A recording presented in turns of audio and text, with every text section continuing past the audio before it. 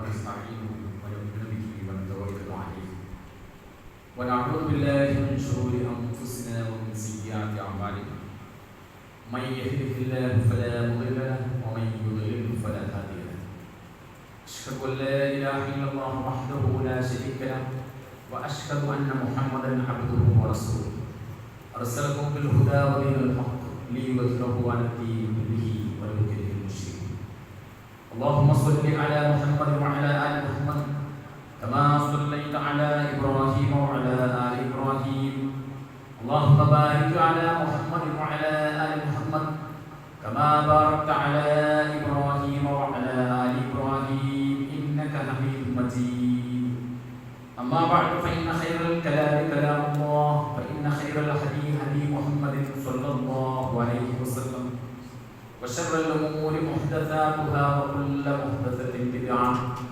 وكل بدعة ضلالة أيها الناس أوصيكم بباب الله وإياي أولا بتقوى الله أعوذ بالله من الشيطان الرجيم بسم الله الرحمن الرحيم يا أيها الذين آمنوا اتقوا الله حق تقاته ولا تموتن إلا وأنتم مسلمون بسم الله الرحمن الرحيم فاستجبنا له ووهبنا له يحيى وأصلحنا له زوجه إنهم كانوا يسارعون في الخيرات ويدعوننا رغبا ورهبا وكانوا لنا خاشعين ബഹുമാന്യരായ സത്യവിശ്വാസികളെ അല്ലാഹുവിൻ്റെ നിയമവിധികൾ ജീവിതത്തിൻ്റെ മുഴുവൻ മേഖലകളിലും സൂക്ഷിക്കണമെന്ന് എല്ലാവരെയും ഉണർത്തുകയാണ് ഓർമ്മപ്പെടുത്തുക. മനുഷ്യരായ നമ്മളൊക്കെ പല ആളുകളോടായി പല രീതിയിലുള്ള സഹായ അഭ്യർത്ഥനകൾ നടത്താറുണ്ട്. നമ്മുടെ വ്യക്തിപരമായ കാര്യങ്ങളാകാം, അല്ലെങ്കിൽ നമ്മുടെ മക്കളുമായി ബന്ധപ്പെട്ട കാര്യങ്ങളാകാം, അല്ലെങ്കിൽ നമ്മുടെ കുടുംബാംഗങ്ങളുമായി ബന്ധപ്പെട്ട പലതരത്തിലുള്ള കാര്യങ്ങളാണ്.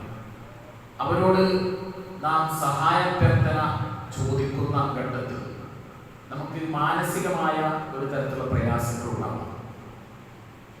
പല പ്രാവശ്യം ചോദിച്ച കാര്യങ്ങൾ തന്നെ വീണ്ടും വീണ്ടും ചോദിക്കേണ്ട ആവശ്യം വരുന്ന സന്ദർഭത്തിൽ മനുഷ്യനെ സംബന്ധിച്ചിടത്തോളം കൂടുതൽ പ്രയാസങ്ങളാണ്. ചോദിക്കുന്ന വ്യക്തിയെ സംബന്ധിച്ചിടത്തോളം അയാൾക്ക് മാനസികമായ ചില ബുദ്ധിമുട്ടുകൾ ഉണ്ടാകും, ചില പ്രയാസങ്ങൾ ഉണ്ടാകും. അതുപോലെ തന്നെ ചോദിക്കപ്പെടുന്ന വ്യക്തി ഒരുപക്ഷെ ചിന്തിച്ചേക്കാം, ഇയാൾക്ക് ഇതിന് മുമ്പും എന്നോട് ഈ ആവശ്യം ഉന്നയിച്ചിട്ടുണ്ട്, അത് ഞാൻ നിർവഹിച്ചു കൊടുത്തിട്ടുണ്ടല്ലോ പലതവണ, വീണ്ടും ചോദിക്കാൻ ഇദ്ദേഹത്തിന് ഒരു മടിയുമില്ലേ എന്ന ചിന്ത ആ വ്യക്തിയിൽ ഉണ്ടാക്കാം. ഒരുപക്ഷെ വീണ്ടും ചോദിക്കുന്ന സന്ദർഭത്തിൽ ആ ചോദ്യത്തെ നിരാകരിക്കുകയോ തിരസ്കരിക്കുകയോ ചെയ്തേക്കാം. അതോടൊപ്പം തന്നെ ചോദിക്കുന്ന വ്യക്തി ചോദിക്കാതിരിക്കാനുള്ള ശ്രമം നടന്നേക്കാം. എന്നാൽ പ്രപഞ്ചത്തിന്റെ സൃഷ്ടാവായ അല്ലാഹു മനുഷ്യരുടെ, അല്ലാഹുവിന്റെ ദാസന്മാരുടെ ചോദ്യങ്ങളെ ഒരിക്കലും അവഗണിക്കുകയും ഒരിക്കലും തിരസ്കരിക്കപ്പെടുകയും, എത്രത്തോളം ചോദിക്കുന്നു അത്രത്തോളം ആ ദാസനോട്, ആ അടിമയോട് അല്ലാഹുവിന് കൂടുതൽ അടുപ്പവും സാമീപ്യവും ഉണ്ടാകും എന്നാണ് വിശുദ്ധ ഖുർആൻ പറയുന്നത്. ചോദിക്കാൻ പ്രേരിപ്പിക്കുന്ന, പ്രോത്സാഹിപ്പിക്കുന്ന ചില സൂക്തങ്ങൾ വിശുദ്ധ വചനങ്ങൾ നമുക്ക് കാണാൻ കഴിയും. അതിൽ ഒന്ന് ഇപ്രകാരമാണ്: വഇദാ സഅലക ഇബാദി അന്നി ഫഇന്നി ഖരീബ് ഉജീബു ദഅവത ദാഇ ഇദാ ദഅാനി ഫലയസ്തജീബു ലി വലയുമിനു ബി ലഅല്ലഹും യർഷുദൂൻ. എൻ്റെ ദാസന്മാർ നിന്നോട് എന്നെക്കുറിച്ച് ചോദിച്ചാൽ, താങ്കളോട് എന്നെക്കുറിച്ച് ചോദിച്ചാൽ താങ്കൾ പറയുക, ഞാൻ വളരെ സമീപസ്ഥനാണ് അവരുമായി. അതുകൊണ്ട് തന്നെ ചോദിക്കുന്നവൻ എന്നോട് ചോദിച്ചു കൊള്ളട്ടെ. ആ ചോദ്യം ചോദിക്കുന്ന ഘട്ടത്തിൽ തന്നെ അവർ പാലിക്കേണ്ട ചില മര്യാദകളുണ്ട്. ആ മര്യാദകൾ പാലിച്ചു കൊള്ളട്ടെ. ഫലയസ്തജീബുലി, അവർ എന്റെ വിളിക്ക് ഉത്തരം നൽകിക്കൊള്ളട്ടെ. അതുപോലെ തന്നെ അവർ എന്നെ വിശ്വസിച്ച് ചെയ്തുകൊള്ളട്ടെ. അങ്ങനെയാണെങ്കിൽ ലഅല്ലഹും യർഷുദൂൻ, അവർ യഥാർത്ഥമായ മാർഗത്തിൽ, വിവേകത്തിന്റെ വഴിയിൽ മുന്നോട്ട് പോകുന്നതാണ് എന്ന് ഖുർആൻ പറയും. അപ്പൊ ഇവിടെ അല്ലാഹു വളരെ സമീപസ്ഥനാണ് എന്നും ചോദിക്കുന്നവൻ ചോദിച്ചു കൊള്ളട്ടെ എന്നുമുള്ള കൽപ്പനയാണ് കാണാൻ കഴിയും. മറ്റൊരായത്തിൽ ഉദ്ഊനി അസ്തജിബ് ലക്കും ഇന്നല്ലദീന യസ്തക്ബിറൂന അൻ ഇബാദതി സയദ്ഖുലൂന ജഹന്നമ ദാഖിലീൻ. നിങ്ങൾ എന്നോട് വിളിച്ച് പ്രാർത്ഥിക്കുക. ഉദ്ഊനി അസ്തജിബ് ലക്കും, നിങ്ങൾ എന്നോട് വിളിച്ച് പ്രാർത്ഥിക്കുക. പ്രാർത്ഥിക്കുന്നവന്റെ പ്രാർത്ഥനയ്ക്ക് ഞാൻ ഉത്തരം നൽകുന്നതാണ്. എന്നാൽ പ്രാർത്ഥിക്കാതെ, ചോദിക്കാതെ, ആ ചോദ്യത്തിൽ നിന്ന് വിസമ്മതം കാണിച്ച് മാറി നിൽക്കുന്ന വ്യക്തി പലപ്പോഴും ഞാൻ തനിക്ക് പോന്നവനാണ് എന്ന ചിന്തയാകാം അതിനയാൾ പ്രേരിപ്പിക്കുന്നത്. അത് അഹങ്കാരത്തിന്റെ ലക്ഷണമാണ്. എന്നെ ആരാധിക്കുന്ന എന്ന് പറഞ്ഞാൽ ഈ ചോദ്യം പ്രാർത്ഥന എന്ന് പറഞ്ഞാൽ ആരാധനയാണ്. ആ ആരാധനയോട് വിമുഖത കാണിക്കുന്ന ഒരു വ്യക്തിയെ സംബന്ധിച്ചിടത്തോളം അവർ നിത്യമായി നരകത്തിൽ പ്രവേശിക്കുന്നത് ചെയ്യുമെന്നാണ് വിശുദ്ധ ഖുർആൻ പറയുന്നത്. അപ്പോൾ ചോദ്യത്തെ അല്ലാഹു പ്രോത്സാഹിപ്പിക്കുകയാണ്. നമ്മുടെ ഏത് പ്രയാസങ്ങൾ, ഏത് പ്രതിസന്ധികൾ, ഏത് ബുദ്ധിമുട്ടുകളും ആ പ്രപഞ്ചനാഥന് മുമ്പിൽ തുറന്നു പറയുവാനും നമ്മുടെ ആവശ്യങ്ങൾ ഉന്നയിക്കുവാനും ആവശ്യപ്പെടുവാനും പോന്ന ഒരു അത്താണിയാണ് ആ പ്രപഞ്ച സൃഷ്ടാവായ അല്ലാഹു. അതുകൊണ്ട് നമ്മൾ ഒരിക്കലും ജീവിതത്തിന്റെ ഏതെങ്കിലും ഒരു ഘട്ടത്തിൽ നമുക്കുണ്ടാവുന്ന ഒരു ആവശ്യം മറ്റാരോട് നമുക്ക് പറയാൻ പറ്റാത്ത ഒരു സാഹചര്യം ഉണ്ടാകുമ്പോൾ നമുക്ക് പറയാവുന്ന ഏറ്റവും വലിയ ഒരു ശക്തിയാണ് ഈ പ്രപഞ്ച സൃഷ്ടാവായ അല്ലാഹു. ഇനി നമ്മൾ ചോദിക്കേണ്ട രീതിയെ കുറിച്ച് വിശുദ്ധ ഖുർആൻ വളരെ കൃത്യമായി നമുക്ക് പറഞ്ഞു തരുന്നുണ്ട്. സൂറത്ത് അംബിയ ഈ സൂറത്തിൽ ചില പ്രവാചകന്മാരുടെ പ്രാർത്ഥനകൾ വിശുദ്ധ ഖുർആൻ പ്രത്യേകം എടുത്ത് ഉദ്ധരിക്കുന്നു. ഏത് രീതിയിലായിരിക്കണം അല്ലാഹുവിനോട് ചോദിക്കേണ്ടത് എന്ന് അതിൽ നിന്ന് നമുക്ക് ബോധ്യമാകുന്നു. മഹാനായ അയ്യൂബ് നബി അലൈഹിസ്സലാത്തു വസ്സലാം ജീവിതത്തിൽ വളരെ വലിയ സുഭിക്ഷതയും സൗഖ്യവും സന്തോഷവും അനുഭവിച്ച വ്യക്തിയായിരുന്നു. പിൽക്കാലത്ത് അദ്ദേഹത്തിന്റെ ആ സുഖസൗകര്യങ്ങളൊക്കെ തന്നെ അദ്ദേഹത്തിന് നഷ്ടപ്പെടുകയുണ്ടായി. വലിയ മാരകമായ രോഗങ്ങൾ അദ്ദേഹത്തെ പിടികൂടി. അദ്ദേഹത്തിന്റെ ഏറ്റവും പ്രിയപ്പെട്ട മക്കൾ അദ്ദേഹത്തിന് നഷ്ടപ്പെട്ടു. അദ്ദേഹത്തിന്റെ ഭാര്യ അദ്ദേഹത്തെ ഉപേക്ഷിച്ചു. കുടുംബങ്ങൾ വിട്ടൊഴിപ്പോയി. സാമ്പത്തികമായി അദ്ദേഹത്തിന് തകർച്ചയുണ്ടായി. ഇങ്ങനെയൊക്കെ ഉണ്ടായിട്ടും വലിയ പ്രയാസങ്ങൾ ഉണ്ടായിട്ടും അല്ലാഹുവിന്റെ കാരുണ്യത്തെ കുറിച്ച് അദ്ദേഹത്തിന് ഒരിക്കലും ഒരു നിരാശയുണ്ടായില്ല. അദ്ദേഹം നിരന്തരമായി പ്രാർത്ഥിച്ചുകൊണ്ടിരുന്നു. ആ പ്രാർത്ഥനയെ കുറിച്ച് സൂറത്ത് അംബിയയിൽ അല്ലാഹു ഇപ്രകാരം പറയുന്നു: വഅയ്യൂബ ഇദ് നാദാ റബ്ബഹു അന്നീ മസ്സനിയഹു വഅൻത അർഹമുർ റഹീം. അയ്യൂബ് നബി അലൈഹിസ്സലാത്തു വസ്സലാം അദ്ദേഹം തന്റെ രക്ഷിതാവിനോട് പ്രാർത്ഥിച്ച സന്ദർഭം, ആ പ്രാർത്ഥനയിൽ എന്താണ് അദ്ദേഹം പറഞ്ഞത്? അന്നീ മസ്സനിയഹു, എനിക്ക് ചില പ്രയാസങ്ങൾ, എനിക്ക് ചില വിപത്തുകൾ, ആപത്തുകൾ ബാധിച്ചിരിക്കുന്നു, പക്ഷേ ഞാൻ ഒരിക്കലും നിരാശനല്ല. വഅൻത അർഹമുർ റഹീം, ഏറ്റവും കരുണയുള്ളവരിൽ അങ്ങേയറ്റം കരുണയുള്ളവനാണല്ലോ. അതുകൊണ്ട് നിന്റെ കരുണയിൽ, നിന്റെ സ്നേഹത്തിൽ ഞാൻ ഒരിക്കലും നിരാശപ്പെടുന്നില്ല. എനിക്ക് ചോദിക്കുന്നതിൽ ഒരു പ്രയാസവുമില്ല എന്ന് അദ്ദേഹം അല്ലാഹുവിനോട് പ്രാർത്ഥിക്കുകയാണ്. അതൊരു പ്രാർത്ഥനയാണ്. നോക്കൂ, ആ പ്രാർത്ഥനയ്ക്ക് ഉത്തരമായി അല്ലാഹു അദ്ദേഹത്തിന് പല സൗഭാഗ്യങ്ങളും പിന്നീട് നൽകുകയുണ്ടായി. അദ്ദേഹത്തിന് നഷ്ടപ്പെട്ടതൊക്കെ തിരിച്ചു നൽകുകയുണ്ടായി. അവിടെ വിശുദ്ധ ഖുർആൻ തുടർന്നുകൊണ്ട് പറയുന്നു: ഫസ്തജബ്നാ ലഹു, അദ്ദേഹത്തിന്റെ ചോദ്യങ്ങൾക്ക് നാം ഉത്തരം നൽകി. ഫകശഫനാ മാ ബിഹി മിനൽ ദുർ, അദ്ദേഹത്തെ ബാധിച്ച ആ വിപത്ത്, ആ പ്രയാസം നാം ദൂരീകരിച്ചു. വഅതൈനാഹു അഹ്ലഹു വമിസ്ലഹു, അദ്ദേഹത്തിന്റെ കുടുംബത്തെ നാം തിരിച്ചു നൽകി. അതുപോലെ തന്നെ പഴയ രീതിയിലുണ്ടായിരിക്കുന്ന കൂടുതൽ അതിന് ഇരട്ടിയായി കുടുംബാംഗങ്ങളെ നാം നൽകുകയുണ്ടായി. വമിസ്ലഹു മഅഹു, അവരോടൊപ്പം അവരോട് അത്രത്തോളം വരുന്ന ആളുകളെ. എന്നിട്ട് അല്ലാഹു പറയുന്നു: റഹ്മത്തും മിൻ ഇൻദിനാ, ഇത് നമ്മളിൽ നിന്നുള്ള കാരുണ്യമായിട്ടാണ് നാം അദ്ദേഹത്തിന് നൽകി. വദിക്റാ ലിൽ ആബിദീൻ, ലോകത്ത് മുഴുവൻ ഒരു ദിക്ർ, ഒരു ഉത്ബോധനമായി. ദിക്ർ എന്ന് പറയുന്ന സന്ദർഭത്തിൽ നമ്മളൊക്കെ ചിന്തിക്കുന്നത് നമ്മുടെ അവരങ്ങളിൽ നിന്ന് പുറത്തു വരുന്ന ചില ശബ്ദങ്ങൾ മാത്രമാണ്. ദിക്റ എന്ന പദപ്രയോഗം പല രീതിയിൽ വിശുദ്ധ ഖുർആൻ പ്രയോഗിച്ചിട്ടുണ്ട്. ഇവിടെ അയ്യൂബ് നബി അലൈഹിസ്സലാത്തു വസ്സലാമിന്റെ ഈ പ്രാർത്ഥനയും അദ്ദേഹത്തിന് ഉണ്ടായ പ്രയാസങ്ങൾ അല്ലാഹു ദൂരീകരിച്ചു നൽകിയതും വിശ്വാസികളായ മുഴുവൻ ആളുകൾക്ക് ഒരു ഗുണപാഠമാണ്, അതൊരു ഉത്ബോധനമാണ്. അതാണ് ഇവിടെ പറയുന്നത്. അത് ലോകർക്ക് മുഴുവനുള്ള ഒരു ഉത്ബോധനമാണ്. ജീവിതത്തിൽ ഏതെങ്കിലും പ്രതിസന്ധി ഉണ്ടാകുന്ന ഘട്ടത്തിൽ താൻ ഇഷ്ടപ്പെട്ട പലതും പെട്ടെന്ന് തകർന്നു പോവുകയോ അല്ലെങ്കിൽ മറ്റുള്ളവരാൽ അപഹരിക്കപ്പെടുകയോ വലിയ കച്ചവടവും മറ്റും അതുപോലെയുള്ള സംരംഭങ്ങൾ വലിയ നഷ്ടങ്ങൾ ഉണ്ടാവുകയും ചെയ്യുന്ന സന്ദർഭത്തിൽ മനുഷ്യൻ നിരാശരാകും. ആ നിരാശ പലപ്പോഴും ദൈവനിരാശത്തിലേക്ക് എത്തിപ്പെടുവാനോ ഞാൻ എന്തിനെ അല്ലാഹുവിനോട് പ്രാർത്ഥിക്കണം, ഞാൻ എന്തിനെ പ്രപഞ്ച സൃഷ്ടാവിൽ വിശ്വസിക്കണം എന്ന തരത്തിലുള്ള പൈശാചികമായ ചിന്തയിലേക്ക് പോകുവാനുള്ള സാധ്യതയുണ്ട്. അത്തരം സാധ്യതകളിലേക്ക് പോകാതെ വളരെ കൃത്യമായി ആ പടച്ചറപ്പിലുള്ള പ്രതീക്ഷ, ആ പ്രതീക്ഷയാണ് അദ്ദേഹത്തെ പ്രാർത്ഥിക്കാൻ പ്രയത്നിക്കുന്നത്. അങ്ങനെ അതിന്റെ അടിസ്ഥാനത്തിൽ അല്ലാഹു അദ്ദേഹത്തിന് ഉത്തരം നൽകുകയാണ്. അത് ലോകം മുഴുവൻ ഉള്ള ആളുകൾക്ക് ഒരു ഉത്ബോധനവും ഒരു ഓർമ്മപ്പെടുത്തലുമാണ് എന്നാണ് വിശുദ്ധ ഖുർആൻ പറയുന്നത്. അതുകൊണ്ട് സഹോദരങ്ങളെ, നമ്മുടെ ജീവിതത്തിൽ ഇതുപോലെയുള്ള പ്രതിസന്ധികൾ ഉണ്ടാവാം. അത് ചിലപ്പോൾ രോഗമാകാം, നേരത്തെ നാം സൂചിപ്പിച്ച രീതിയിൽ ഏതെങ്കിലും തരത്തിലുള്ള ശാരീരികമായ നഷ്ടങ്ങളാകാം, നമുക്ക് നമുക്ക് ഏറ്റവും പ്രിയപ്പെട്ടവരുടെ മരണമാണ്, അല്ലെങ്കിൽ സാമ്പത്തികമായ തകർച്ചയാണ്, ഇങ്ങനെ എന്ത് തന്നെയായാലും അവിടെയൊക്കെ തന്നെ നമ്മുടെ രക്ഷിതാവായ അല്ലാഹുവിനോട് പ്രാർത്ഥിക്കുന്നതിൽ നമുക്ക് ഒരു മടിയും ഉണ്ടാവേണ്ടതില്ല. തുടർന്നുകൊണ്ട് മറ്റു ചില പ്രവാചകന്മാർ അവരുടെ ജീവിതത്തിൽ പ്രാർത്ഥന ഏത് രീതിയിലായിരുന്നു, എന്തുകൊണ്ട് അല്ലാഹുവിന്റെ സഹായം അവർക്ക് ലഭിച്ചു എന്ന് തുടർന്നുകൊണ്ട് അല്ലാഹു പറയുന്നു.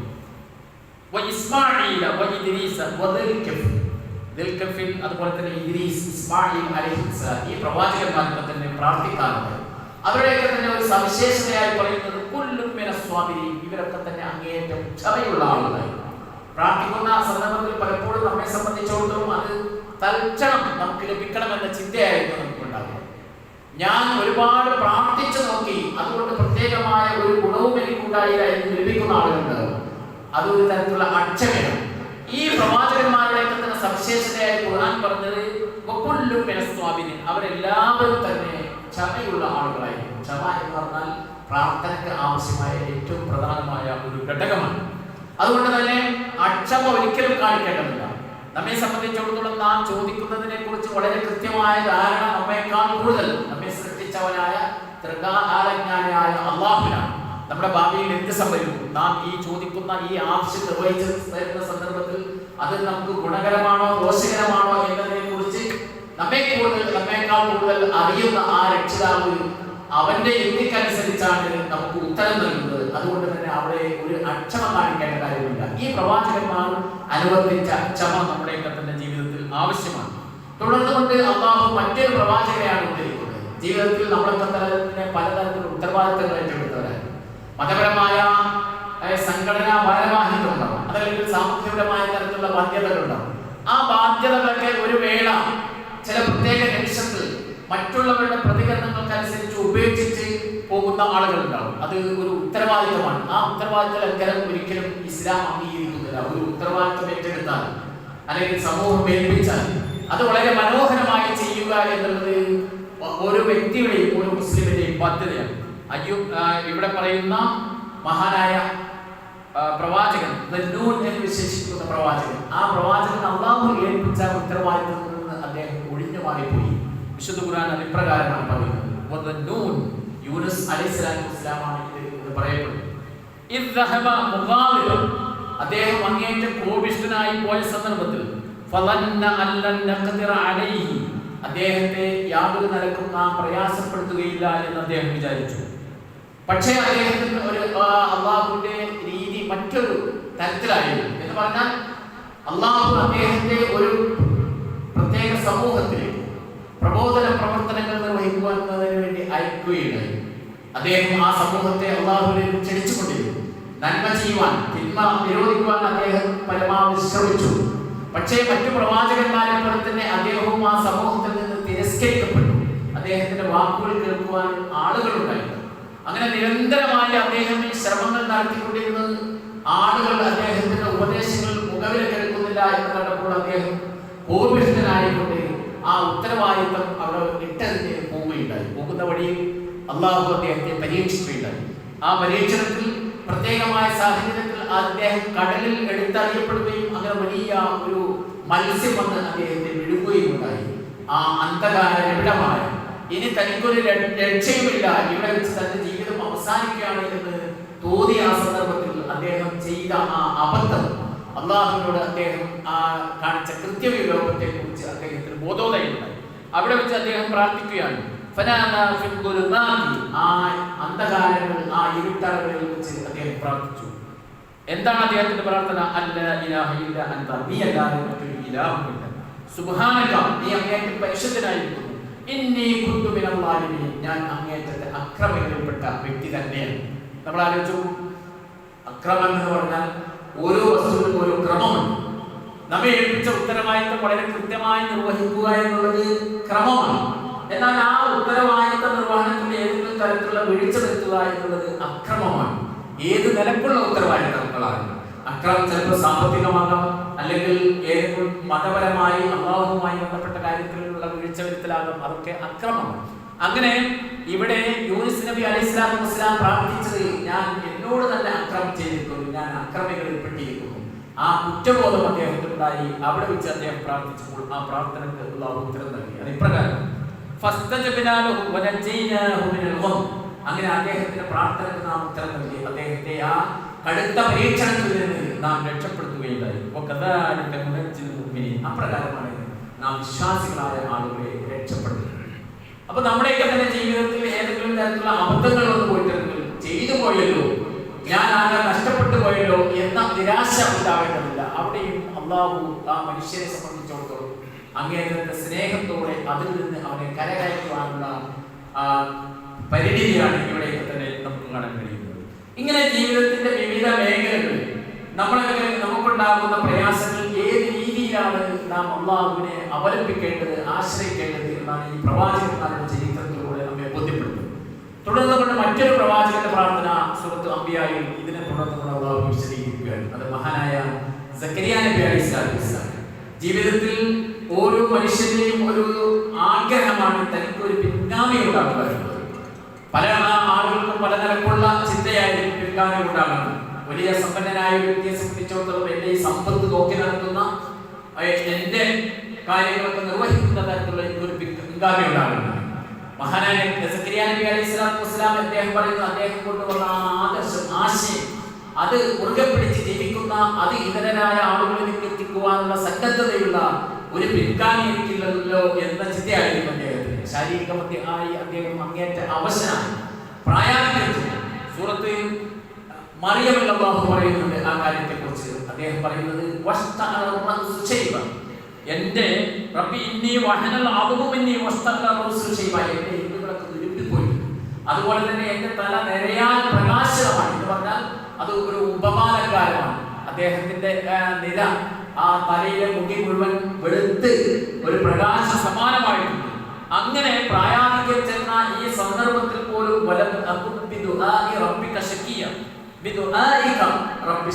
പക്ഷേ നിന്നോട് പ്രാർത്ഥിക്കുന്നതിൽ, എന്റെ രക്ഷിതാവിനോട് പ്രാർത്ഥിക്കുന്നതിൽ എനിക്ക് ഏതെങ്കിലും തരത്തിലുള്ള ഒരു ദൗർഭാഗ്യം അല്ലെങ്കിൽ ഒരു നിരാശ എന്നെ ഒരിക്കലും ബാധിച്ചിട്ടില്ല എന്ന് അദ്ദേഹം പ്രാർത്ഥിക്കുക. ഇവിടെ ആ പ്രാർത്ഥന ഉദ്ധരിച്ചുകൊണ്ട് വിശുദ്ധ ഖുർആൻ പറയുന്നത്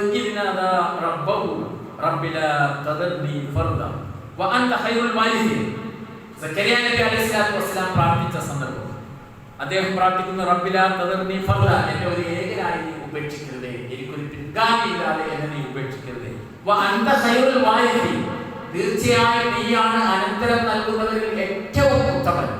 അവിടെ സക്കരിയ നബി അലൈഹിസ്സലാത്തു വസ്സലാമിന്റെ വിളിക്ക് അല്ലാഹു ഉത്തരം നൽകുന്നുണ്ട്.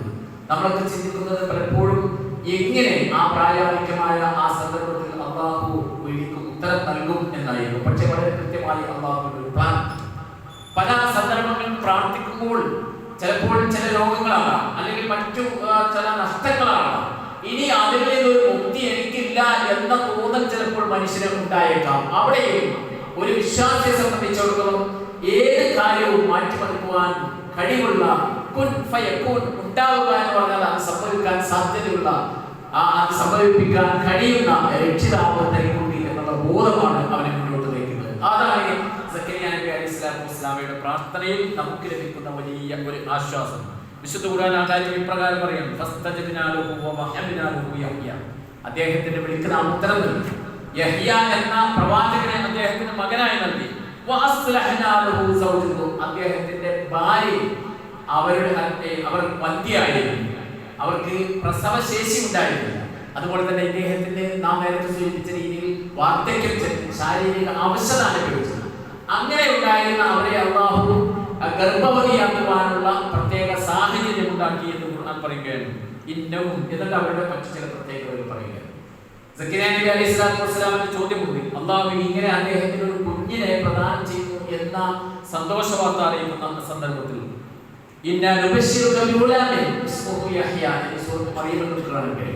നാം നിനക്ക് ഒരു കുഞ്ഞുണ്ടാവുന്നു എന്ന സന്തോഷ വാർത്ത അറിയിക്കുന്നു. അദ്ദേഹത്തിന്റെ ചോദ്യം ഈ രീതിയിലാണ്,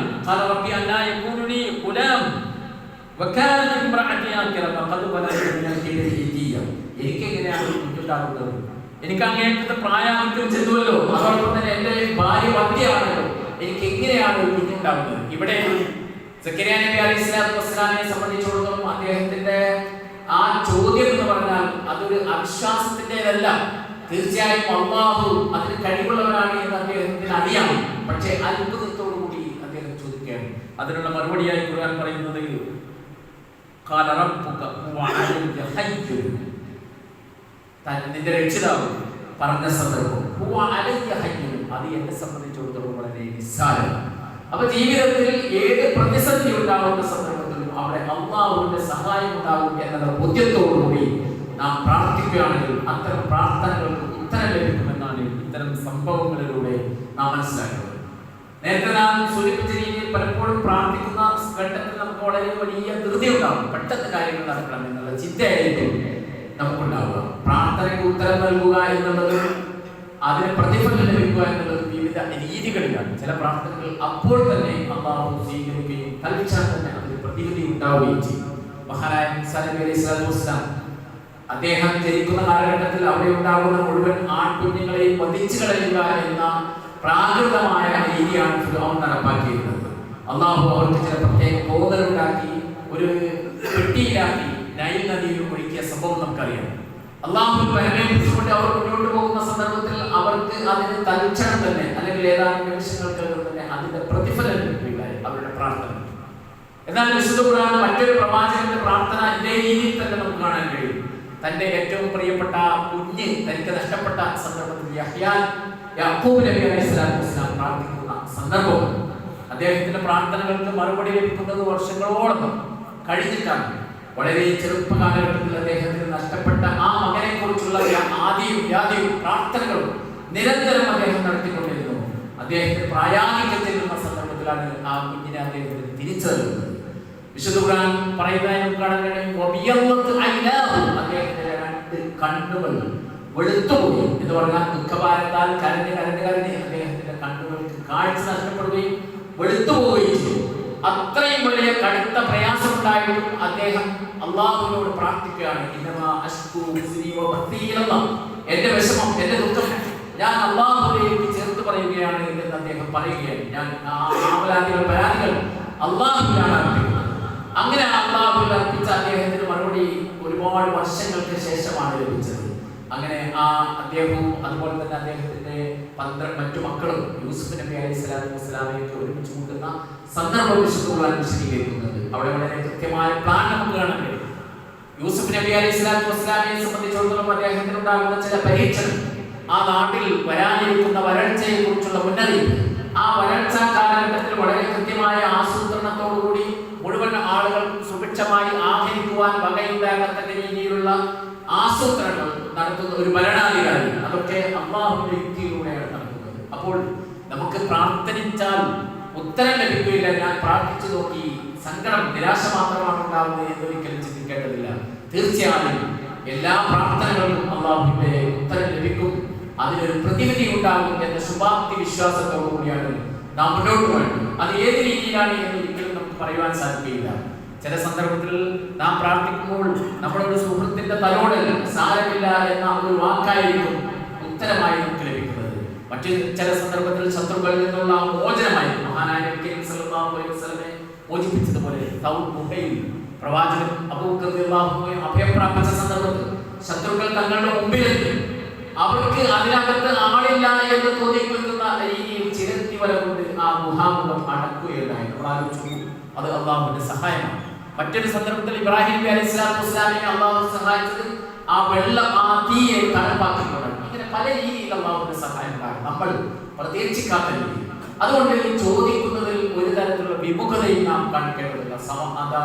അല്ലാഹുവിനോട് നാം പ്രാർത്ഥിച്ചുകൊണ്ടിരിക്കുക, അല്ലാഹുവിന്റെ സഹായം നമുക്ക് ലഭിക്കുക തന്നെ ചെയ്യും. മഹാനായ അബൂ സഈദ് അൽ-ഖുദരി റളിയല്ലാഹു അൻഹു ഉദ്ധരിക്കുന്ന ഒരു ഹദീസിൽ കാണാൻ കഴിയും.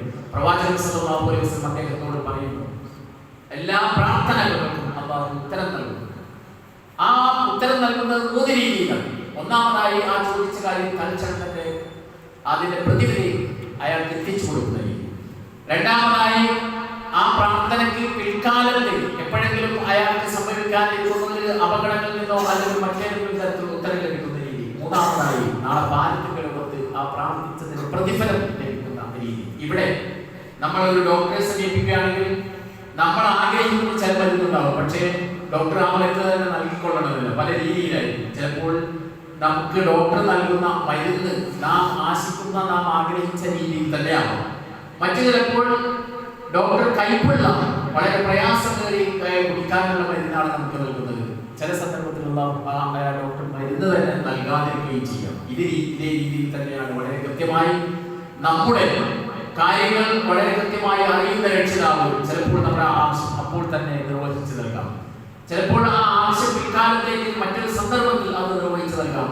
അതുമല്ലെങ്കിൽ നാം ആ പ്രാർത്ഥിച്ചതിന് പ്രതിഫലം നാളെ പാലത്തിൽ ലോകത്ത് നൽകും എന്ന് മഹാനായ അബൂ സഈദ് അൽ-ഖുദരി റളിയല്ലാഹു അൻഹു ഉദ്ധരിക്കുന്ന ഹദീസിൽ നമുക്ക് കാണാൻ കഴിയും. അതുകൊണ്ട് സഹോദരങ്ങളെ, നമ്മുടെ ജീവിതം പ്രാർത്ഥന മുഖരിതമാകുമ്പോൾ ഏത് സന്ദർഭത്തിലും അല്ലാഹുവിനോട് ചോദിക്കുന്നത് ഒരു മടിയും നമുക്കുണ്ടാകരുത്. അതോടൊപ്പം തന്നെ നമ്മുടെയൊക്കെ തന്നെ ജീവിതത്തിന്റെ ഏറ്റവും വലിയ സൗഭാഗ്യം എന്ന് പറയുന്നത് മറ്റുള്ളവരുടെ പ്രാർത്ഥനയിൽ നമുക്ക് ഇടം പ്രാപിക്കാൻ സാധിക്കുക എന്നതാണ്. പലപ്പോഴും നമ്മൾ നമ്മുടെ സുഹൃത്തുക്കളോട് പ്രാർത്ഥനകൾ കൊണ്ട് വസിയത്ത് ചെയ്യാറുണ്ട്. പക്ഷേ എത്ര ആളുകളുടെ മനസ്സുകളിൽ നമുക്ക് വേണ്ടി പ്രാർത്ഥിക്കണമെന്ന ചിന്തയുണ്ടാവാറുണ്ട് എന്ന് നാം ആലോചിക്കേണ്ടതുണ്ട്. അങ്ങനെ മറ്റൊരാളുടെ പ്രാർത്ഥനയിൽ നമുക്ക് ഇടം പിടിക്കാൻ സാധിക്കുക എന്നുള്ളത് വലിയ സൗഭാഗ്യമാണ്. അങ്ങനെ സൗഭാഗ്യം ഉണ്ടാകണമെങ്കിൽ വ്യക്തിപരമായ നമ്മുടെ ജീവിതത്തിൽ നന്മകൾ കൊണ്ട് സമ്പുഷ്ടമാക്കുവാൻ, മറ്റുള്ളവരുടെ ഹൃദയങ്ങളിൽ കയറി പറ്റുവാൻ സാധിക്കത്തക്ക രീതിയിലുള്ള നല്ല വ്യക്തിത്വം സ്ഥാപിച്ചെടുക്കുവാൻ നമുക്ക് സാധിക്കേണ്ടത്. അങ്ങനെ സമൂഹത്തിൽ നല്ല നിലയിൽ ജീവിക്കുന്ന, സദാ അല്ലാഹുവിനോട് പ്രാർത്ഥിച്ചുകൊണ്ടിരിക്കുന്ന വിശ്വാസികളുടെ കൂട്ടത്തിൽ ഉൾപ്പെടുവാൻ അല്ലാഹു നമ്മെ അനുഗ്രഹിക്കണം.